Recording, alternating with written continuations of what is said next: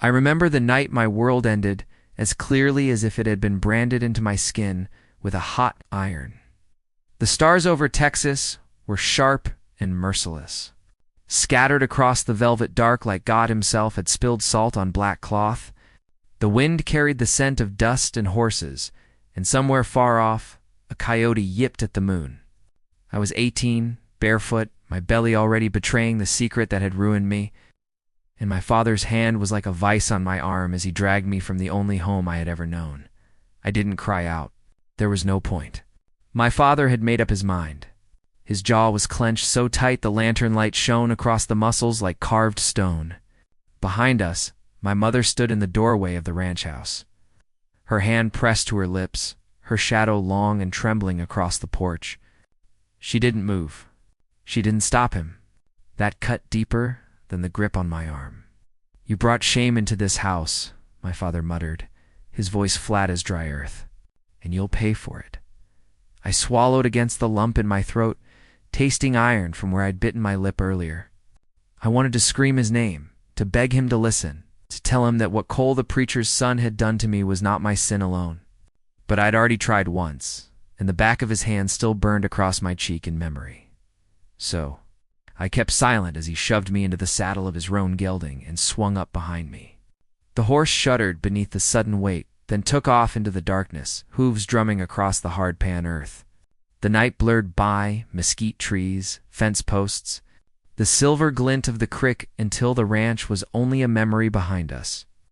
Swallowed by shadow, we rode for what felt like hours, though it might have been less. My body was stiff, my belly heavy against my dress, my heart pounding in my throat. At last we crested a rise, and I saw it. A shack hunkered down at the edge of the prairie, a single yellow light leaking from between warped boards. Beside it, a horse shifted, stamping one hoof against the dirt, and a tall figure stood with his arms crossed, waiting. I'd never seen him before. His hat was pulled low, shadowing his face, and a rifle leaned against the post near his hand. The lantern light revealed a jaw rough with stubble, shoulders broad under a worn duster, boots planted firm. Something about the stillness of him unsettled me. My father didn't slow the horse until we were nearly on top of him. He swung down, grabbed my wrist again, and yanked me after him. "This one's yours now," he said, his voice flat, businesslike, as if he were delivering a sack of feed instead of his own daughter. The stranger's eyes flicked to me, then back to my father. He didn't speak. His silence made my skin prickle worse than if he'd shouted.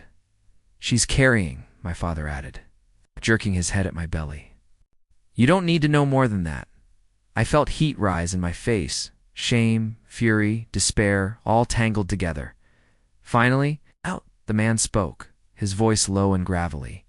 "What do you expect me to do with her?" Not my concern. My father shoved me forward hard enough that I stumbled into the dust at the cowboy's boots. "She can cook, clean, do whatever. She's not stepping foot back on my land for one heartbeat."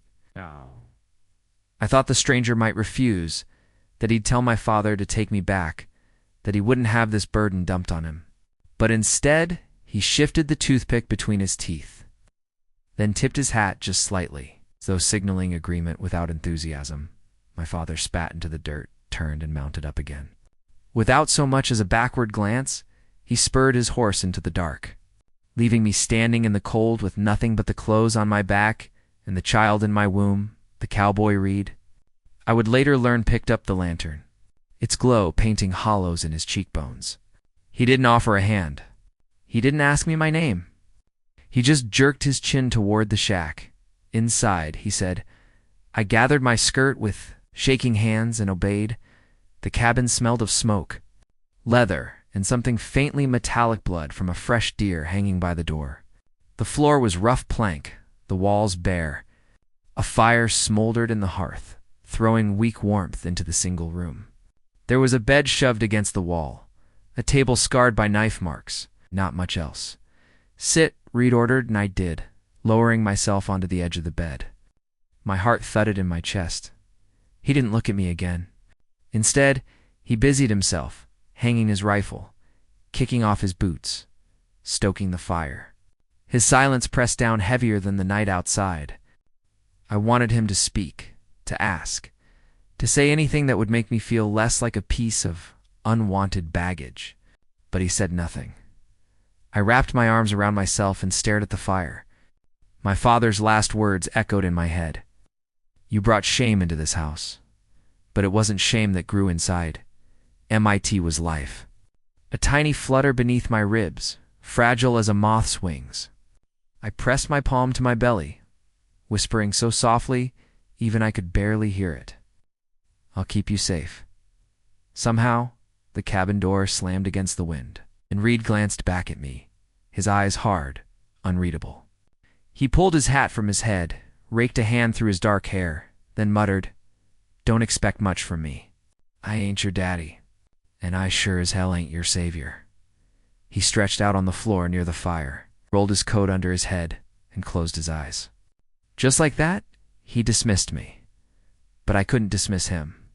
Not the man fate or maybe punishment had tied my future to that night. I lay awake on the bed, staring at the ceiling beams, listening to the wind whistle through the cracks and Reed's slow, steady breathing on the floor.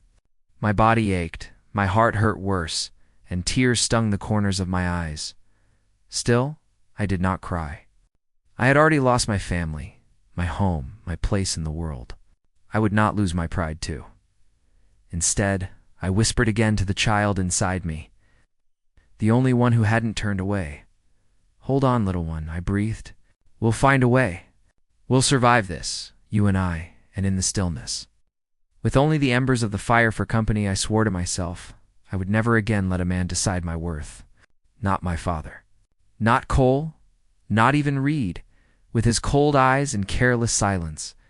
But I didn't yet know how much that vow would be tested, or how the very man I distrusted most might become the one person who could teach me how to believe again.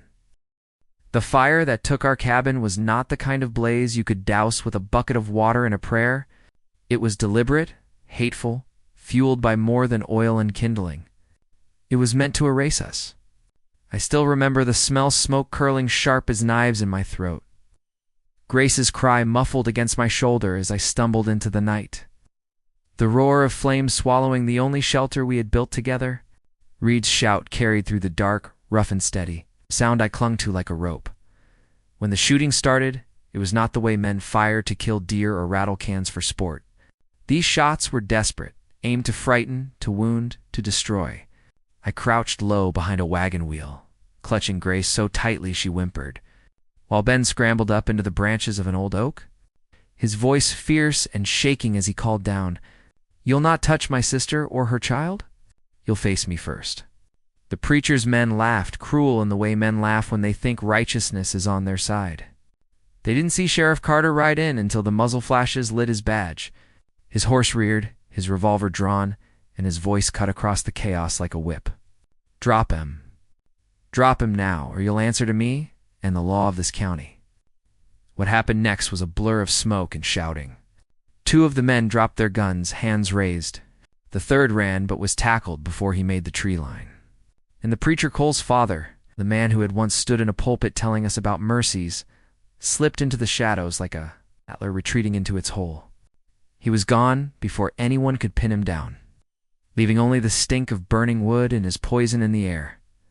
When morning came, the cabin was ash. The sun rose pale and merciless, shining down on blackened beams and cracked glass. Reed stood at the edge of the ruin, jaw tight, soot smeared across his face.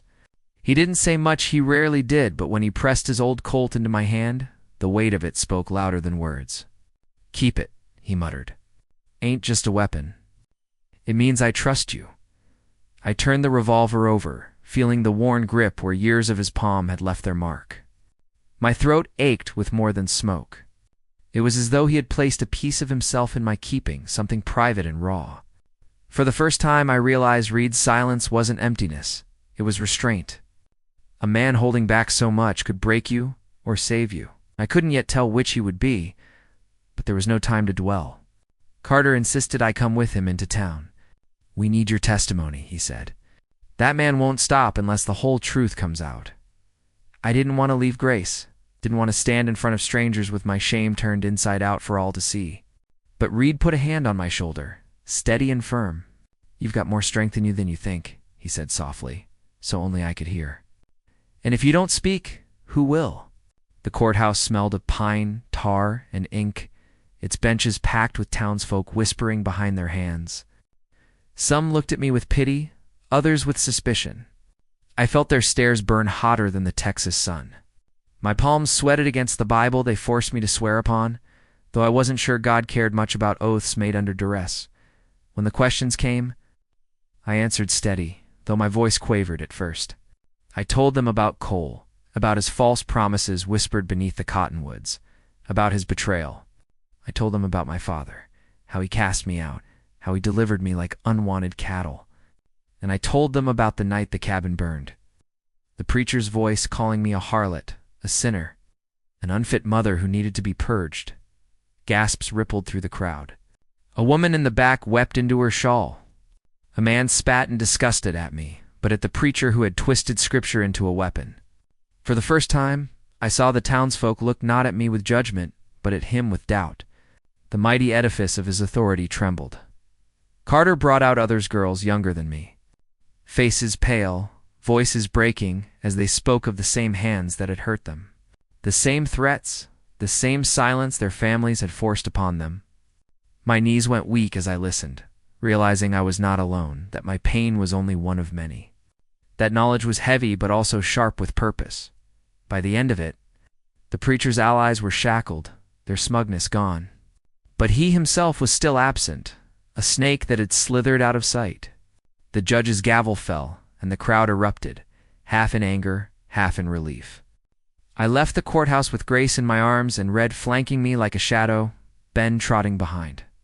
For the first time since my father dragged me from home, I felt the stirrings of something dangerous and bright hope.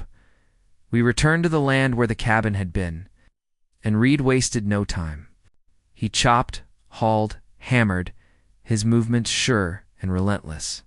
Ben worked beside him, blistered but proud, every swing of the axe turning him less a boy and more a man. A stitched canvas, boiled coffee, soothed Grace when the pounding startled her. We were building more than walls. We were building a life. Some nights, when the fire burned low and the prairie hummed with crickets, Reed would teach me to handle the Colt he'd given me. His hand would cover mine, steadying my aim. His breath warm against my ear as he murmured, "Loosen your grip, Clara. Don't fight the kick. Feel the weight. Let it work with you, not against you." My heart would beat faster, not just from the gunpowder temps in the air, but from the closeness of him. The gentleness hidden beneath his calloused hands. I began to see pieces of Reed that others never would. The way he'd pause to mend Ben's torn shirt without being asked. The way he'd carve little horses from scraps of wood and leave them where Grace would find them when she was older. The way his eyes softened when he thought no one was watching. He never spoke of love, not outright. But every action was a declaration more powerful than words. Yet even in our peace, shadows lingered. I'd wake some nights to find Reed sitting at the window, rifle across his knees, staring out into the dark as if expecting trouble. When I asked, he only said, "Snakes don't stop hunting just because the grass got trampled." I knew he meant the preacher. I knew the threat was not gone. The weeks passed, and the prairie began to heal. Wildflowers pushed up through blackened soil, stubborn and bright. Our new cabin rose taller, stronger than the old one. And in me, something new took root too. A strength I hadn't known, forged from fire and loss, watered by Reed's steady presence and Ben's laughter. One evening, after a long day of hauling timber, Reed lingered by the corral. Watching Ben ride Ember with a grin splitting his young face, Grace cooed against my shoulder. I felt Reed's gaze shift to us. "You've changed," he said quietly. "So have you," I answered. He shook his head, almost a smile playing at the corner of his mouth. "No, I've just been waiting. You're the one who's grown." There was more in his eyes then than he dared speak, but I saw it clear as the horizon. I knew it not by words, but by every night he had sat watch. Every mile he had ridden for medicine, every scar he carried without complaint. I had known it long before he confessed it. That night, as the sun bled into gold across the plains, our little family rode out together. Ben tall, on his horse, eager and proud. Reed steady and silent, his hand brushing mine when the trail narrowed. Grace nestled safe in my arms, her tiny breath warm against my skin. The horizon stretched endless before us, wide and wild and full of promise. For the first time, I did not fear it. I welcomed it. The past still lingered, its scars deep, its ghosts near. But the future was ours to claim, and as the last light bathed us in fire, I understood. We had not just survived, we had been remade.